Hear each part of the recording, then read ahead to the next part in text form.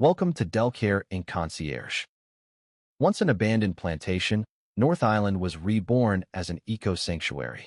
Its philosophy is luxury with a purpose, where every villa is handcrafted from natural materials, blending seamlessly with the environment. The resort isn't just a retreat, but a model for sustainable tourism, proving that luxury and conservation can coexist beautifully. The Conserving the Natural World Award honors North Island for their successful Noah's Ark project, safeguarding some of the world's rarest wildlife species, found only in the remote Indian Ocean nation of Seychelles. For more than a decade, North Island has restored native habitat by removing invasive species, including the successful eradication of rats, allowing ground-nesting birds to thrive as they once did. A team of resident environmentalists monitors all aspects of the island's ecology, data which also contributes to a greater understanding of tropical island ecology, seabird migration patterns, ocean temperatures, and the impact of climate change. Guests learn about the Noah's Ark Conservation Project during their stay, including each planting an indigenous tree, fostering better understanding of the importance of conservation through tourism.